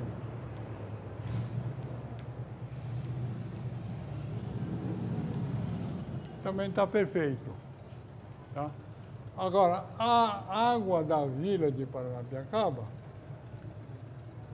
aqui a vila, tem montanha aqui, né? Toda essa água que a gente toma lá vem da montanha. Então, é uma água clorada, mas sem tratamento. Então, vem na torneira de casa a água da montanha. Tem muita gente que acha ruim, fala, não, aqui não tem tratamento, né? Mas pelo menos é clorada, né? Mas sem tratamento. Agora, aqui na coisa, porque aqui é o lugar onde mais chove no mundo. Muita chuva. E toda a drenagem está perfeita. Até hoje está perfeito. Sistema. Né, de tijolo, né? Hã? Os drenos são canais. São tijolos. Tijolo, piche. É tudo no sistema de tijolo e piche. Tijolo e piche. Então é perfeito. E os túneis tem argamassa lá, não sei do que é, mas os túneis estão perfeitos até hoje. Também não tem trinca. É uma coisa doida. Então, essa questão da técnica. Isso aqui, sistema aqui, é o maior parque tecnológico inglês fora da Inglaterra. Quer dizer, nem na Inglaterra tem, nem na Índia. A Índia tem funciona uma estrada de ferro na montanha até hoje, mas não tem nada a ver com isso aqui. Então, isso aqui é o maior patrimônio inglês. Só que quando a gente considerou isso patrimônio, a Inglaterra estava em decadência, né? A Inglaterra, quando perdeu todas as colônias, na década de 50, 60, perdeu todas as colônias do mundo inteiro. Eles dominavam o mundo inteiro. Era um império onde não se punha o sol. No século XIX e início do XX, a Inglaterra mandava no mundo. Depois da Segunda Guerra, ela foi perdendo e perdeu dinheiro também. E eu levei uma turma de ingleses, o pessoal da cultura inglesa, da comunidade inglesa, lá para Paranapiacaba, e mostrei aqui lá, isso aqui é coisa de inglês, não quer preservar e tal. Tinha um cara de estrada de ferro inglesa. Interesse tem, mas dinheiro não tem. Nem na Inglaterra não tem mais dinheiro. Então, esse tombamento de Paranapiacaba, se não fosse a prefeitura de Santo André, estava tudo no chão. Aí, em 87, foi feito o tombamento depois dos simpósios que nós fizemos. Para descer essa serra aqui, eu fiz umas 5, 6 viagens. É uma viagem que todo mundo assina. Alguém morrer, culpa minha, não é de ninguém mais. Eu desci aqui, porque daí, em cima de trilho e tal. Aí levei os caras do Condefat, porque os antigos nunca quiseram ir. Levei os caras novos do Condefat. Né, o Zé Carlos? Hã? A Fraia também. Aí os caras do Condefat foram e eu mostrei o que é isso aqui. Eles ficaram super animados, fizeram um super relatório, baseado no relatório que eu tinha feito. Pediram o tombamento, então porque o Infante tinha tombado só esse trecho até o 4º patamar. Tudo isso aqui estava sem tombamento. Eu pedi o tombamento e em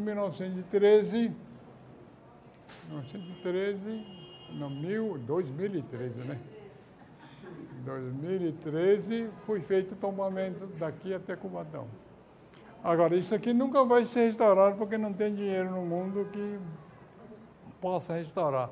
Mas manter pelo menos os túneis, tudo lá, todo o sistema de drenagem, pode não mexer em nada. Deixar do jeito que está, ele dura mais de 200 anos. Então, essa tecnologia. Agora, os viadutos estão tudo caindo. Então, nesses viadutos caindo que eu já andei várias vezes, uma beleza. Né? Dá para restaurar? Nada. Nada. Não tem dinheiro que pague isso. Não tem. Então, eu fiz pedir para fazer tombamento para ficar como registro da importância dessa coisa toda. Então, por isso que tu não fala, Paranapiacaba. Eu só falo desse período dos ingleses. Os períodos ingleses estiveram lá em 1860, construíram a estrada, usufruíram durante 90 anos e depois largaram porque o café já não estava tão importante. Né? Aí os ingleses deram no pé. Né? Mas foi uma coisa super importante. Café nessa época foi super importante. Aí é a terceira época da região, Paranapiacaba. Porque Paranapiacaba, primeiro foi essa estrada dos índios, durante 300 anos ficou abandonado, os ingleses usaram durante 100 anos, né? E ficou mais de 20, 30 anos com a rede ferroviária. Aí depois houve tombamento e a compra da vila pela Prefeitura de Santo André. Então, essa última etapa é da Prefeitura de Santo André e é justamente a nossa responsabilidade. Para quem manter a vila, se interessa manter a vila, se não interessa, como que é e como é que vai ficar. Né? Isso que é a nossa luta daqui para frente. Então, a primeira luta eu consegui fazer, né? Foi 2 tombamentos, acho que foi alguma coisa já que a gente conseguiu. Agora, a geração de vocês é que vão ver o que fazer com a vila. Então, turismo, o que é o turismo? Então, coisa que não tinha até uns 5 anos atrás. Restaurante bom, agora você já tem vários bons. Né? Outro dia eu levei o pessoal do Mackenzie para comer joelho de porco lá no Diniz. Então, joelho de porco, uma beleza. Se vocês quiserem um dia lá, é só falar que a gente tem um joelho de porco. Bem, mas só que é joelho de porco caipira. Ele faz diferente. Tem lá a Zélia que faz costela de porco com cambuci, né? Tem a Zilda que faz outra coisa. Então, a alimentação já tem. Mas precisa melhorar a qualidade. Então, agora, tem muitas pousadas. Pousada tem bastante. Era para abrir esse ano licitação para quem quiser fazer comércio, quem fazer coisa, vai abrir uma licitação, mas até hoje não abriu. Então tem que ver justamente a geração de vocês, o que fazer. Então você tem trilha Tupiniquim lá atrás, muito utilizada, né? E utilizada no sentido de útil. Para os índios foi muito útil. Durante 300 anos ficou fechado porque os portugueses não quiseram nada com aquilo. Os ingleses fizeram e durante 100 anos foi muito importante esse transporte do café. Você sabe dizer se a população da vila está crescendo ou decrescendo? A população da vila? A população da vila tem 2, 3 tipos. Tem alguns moradores que são descendentes dos antigos ferroviários, mas são poucos. Tem uma turma que invadiu aquilo na década de 80, 90, que tem um deputado lá que quis fazer demagogia e falar, vai lá e pega as casas. Então tem muita gente que invadiu. E depois teve autorização da prefeitura para usar. E agora, com as licitações, está entrando o comércio, serviços. E vamos ver o que é o turismo. Turismo sustentável, turismo sei que lá. A parte ambiental já está mais ou menos definida. Então, para fazer qualquer trilha, precisa ter guia, tudo, né? Então, não entra de qualquer jeito na área lá. Mas é assim que tem. Então, a fase de vocês é o que fazer com a vila. Então, é outra... Estou passando a... Eu cumpri uma parte. Uma parte cumpri, fiquei velho. Então, agora vocês resolvam o que fazer com a vila. Se vai restaurar tudo, quer que fique tudo restaurado, bonito, ou vira tudo pensão, tudo vira restaurante. Né? Agora, o que está faltando mesmo é propaganda de turismo. tornar aquilo como um ponto turístico especial. Esse trem que vai lá todo domingo, começou esse ano, e todo domingo o trem turístico, né? Então, o trem ia até Paranapiacaba.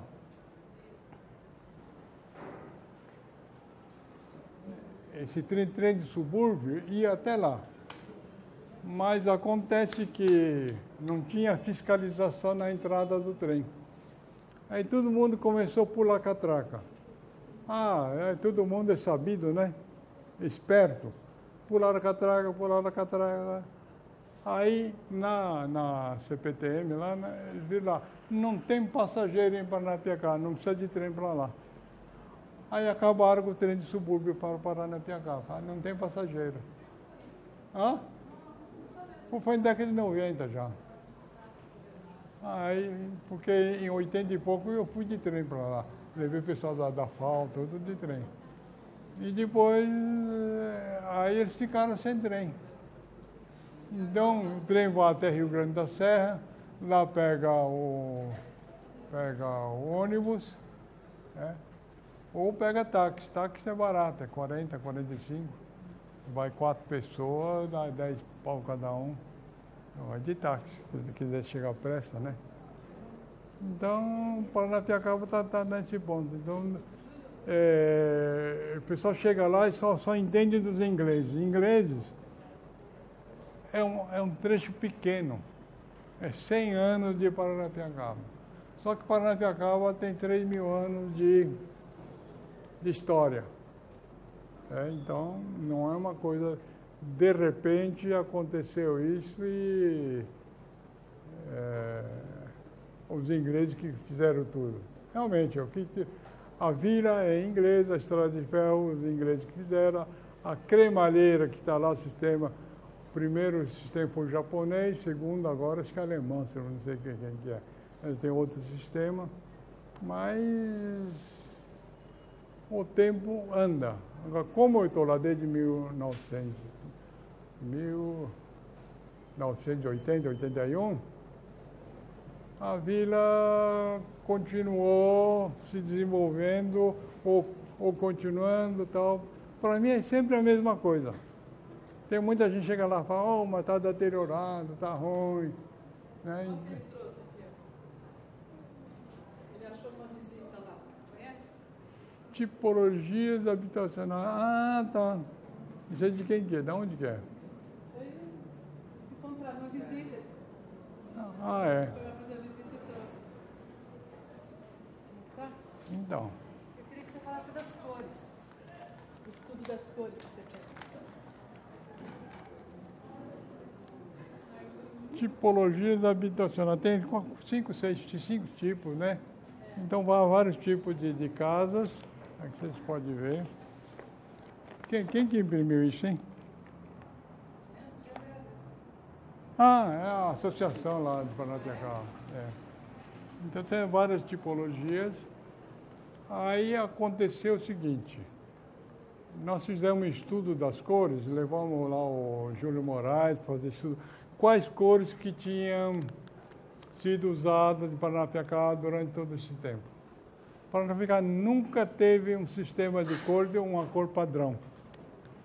Na década de 80 e pouco, 90, quando a rede tomou conta daquilo lá, sobrou um monte de latas de tinta para pintar vagão.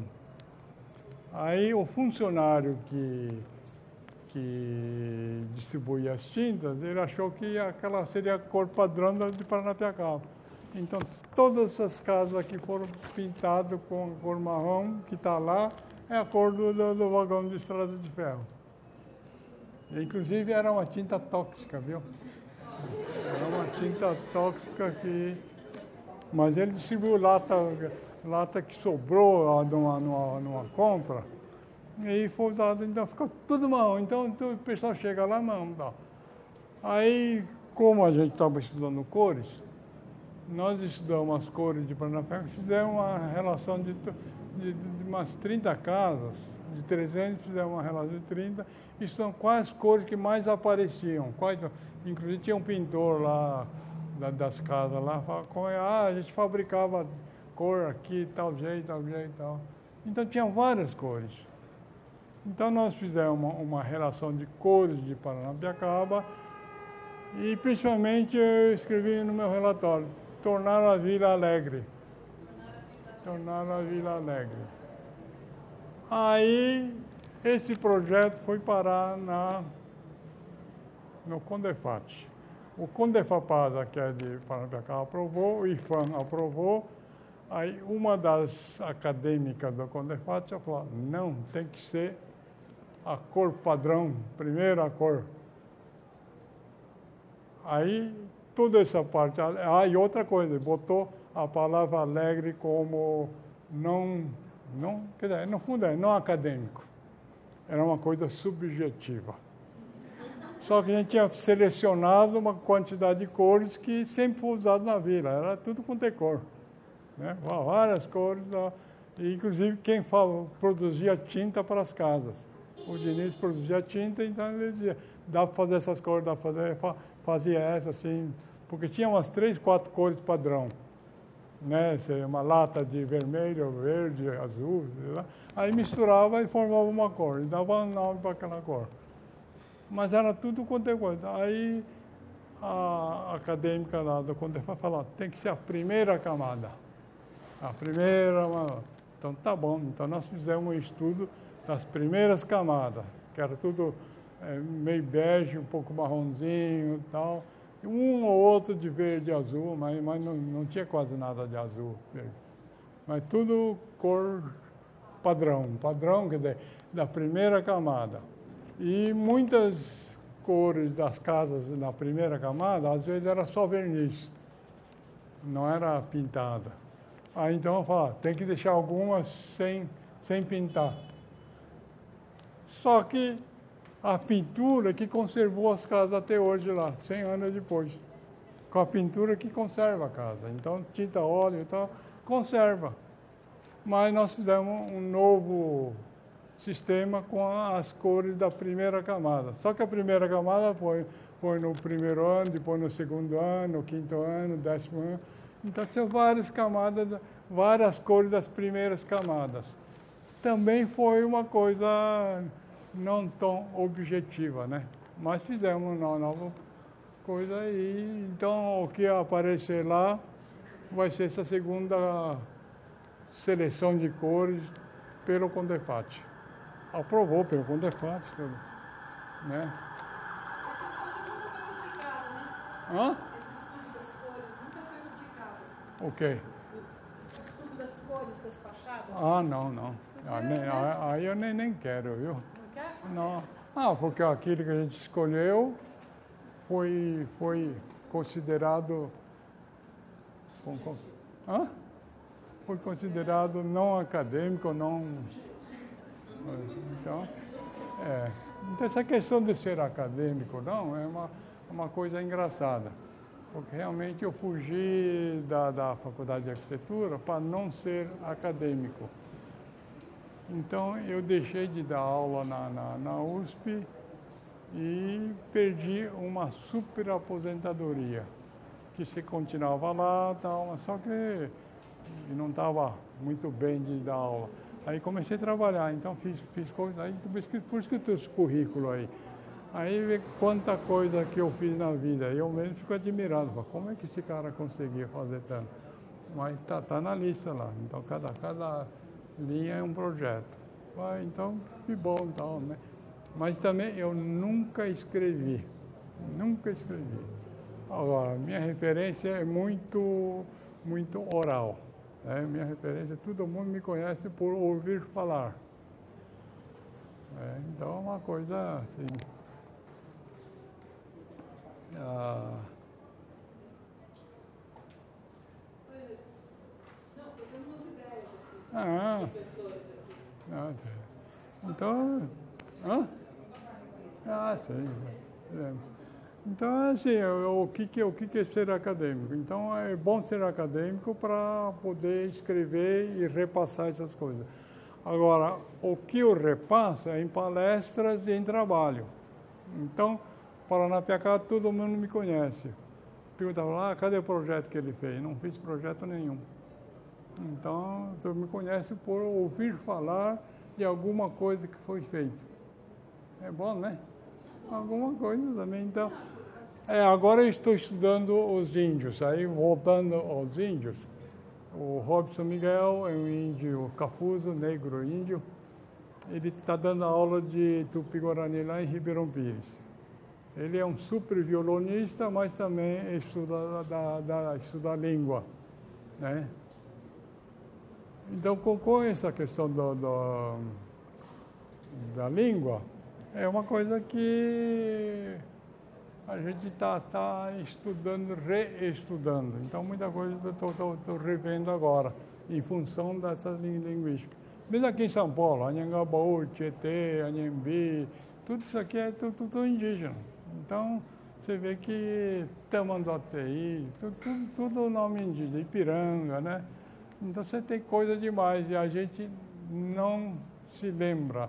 Então, do jeito que estou me lembrando desses 100 milhões de anos, estou refazendo esse trabalho da toponímia paulista, do estado de São Paulo inteiro, né? Porque todo lugar tem essa toponímia e é coisa que dura 2000 anos. Então, e outra coisa, o que é uma língua viva? O tupi é uma língua viva. Né? A gente pensa, não, é língua morta. Não é língua morta. Todas as línguas europeias, a maioria da língua europeia de hoje, ela se formou no ano 800, ano 1000, né? É tudo língua nova. Alguns já são dialetos, mas são língua nova. Eu queria saber se a trilha dos Tupiniquins dá para saber se ela passava por dentro de Paranapiacaba, da vila que é hoje. O quê? Se a trilha, dá para saber se ela passava por dentro do que hoje é a vila. A trilha Tupiniquim passava por aquela região. A gente sabe a direção, mas não tem restos arqueológicos. Então, a gente foi procurado a arqueologia, né? E lá foi muito modificado. Estrada de ferro passou trator e tudo aquilo lá. Então, você não tem a trilha, mas você tem a direção. Então, você descia Rio Mogi, você está na mesma direção, mas não tem o local. Mesmo esse trilha Paranapiacaba, o Piaubiru que vai para Sorocaba, Itapetininga, você tem a direção, né? Agora, essa direção tem que estar de acordo com a geomorfologia. Então, todos os caminhos do interior são beira entre a mata e o campo, né? Então, o campo de Itu, campo de Pirapitingui, é onde o Nóbrega criou a aldeia de Maniçoba. Ninguém sabe onde fica Maniçoba, mas a gente estudando a geomorfologia, a gente sabe que foi nos campos de Pirapitingui. Então, tem muita coisa a ser estudada. Então, o bom na história do Brasil é que tudo tem que ser estudado ainda. A arqueologia começou no ano 2000. Eu fui para a Argentina nos 1970, né? O que tinha de dinossauro gigante, modelo de tatu gigante, tudo assim, fala, mas por que não tem dinossauro no Brasil? Simplesmente não foi pesquisado. Agora estão achando, né? Agora estão achando tudo aí. Então, o Brasil não começou o estudo da arqueologia ainda, está começando e é assim, quer dizer, tem muita coisa não estudada ainda. E esse estudo da toponímia Guarani no estado de São Paulo, vou oferecer para as tribos indígenas que estão no estado de São Paulo.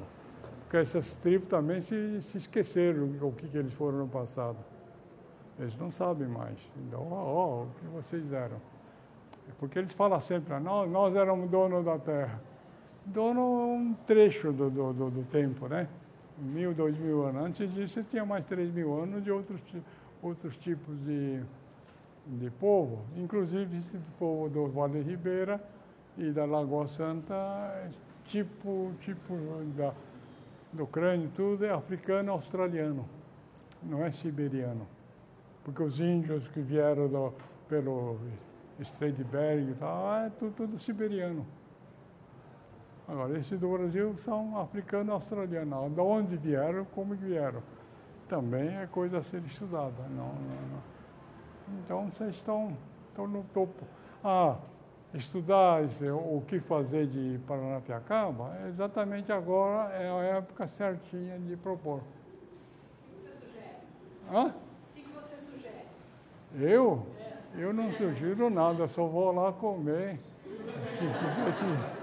quiser ir lá, vamos lá marcar com o Diniz, marcar com a Zélia, com a Zélia e com a Zilda, né? Então tem vários restaurantes muito bons lá, dá para comer bem. Agora dá. Né? Agora, para a descida da serra, você levava 3 dias dormindo no meio do mato lá, né? Então, ele levava 2 sanduíches. Isso você parou de fazer, né? Eu parei por causa da diálise, né? Então, parar com a diálise, acho que dá. Mas que a diálise é irreversível. Diálise não é remédio, é substituição.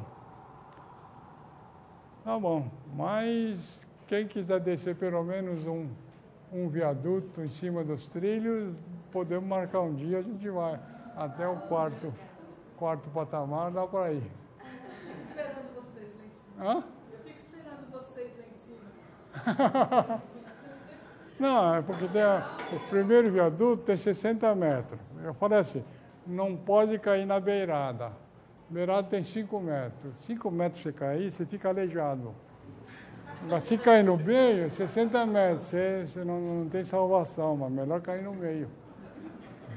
Quanto tempo demora o percurso? Levamos 3 dias, em 2 dias tem que correr um pouco. Em 3 dias dá para descer fácil. Mas eu fui nas últimas vezes, eu fui por motivo estético, não fui por motivo patrimonial. O que é o motivo estético? Ver a beleza das coisas velhas, o túnel cheio de musgo, né? Os trilhos cheios de mato, por onde ver a natureza. Então, as últimas viagens foram realmente por motivo estético. Realmente você não vê as coisas beleza. Atravessamos um túnel uma vez com teia de aranha. Mas tinha 10 metros assim, era um túnel mesmo. Só que você tinha que ir com pau para derrubando as teias né? Mas depois não, antes eu sabia que essas aranhas que fazem teia não são venenosas. Então atravessei esse túnel de teia, uma beleza. Agora alguma das meninas aqui chega lá, vai embora. Mas é uma beleza, ver se. Acho que até o 4º patamar dá para ir, ou perto do 4º patamar dá para ir ainda. Então, só que para ir lá tem que ter um guia, né? Lá tudo é com guia. Mas dá para montar um. Uma excursão para Hã? um passeio lá até o 4º. Pelo menos até o 4º patamar. Até o 4º lá. Dá para ver o tudo, então. Tá bom? Não sei se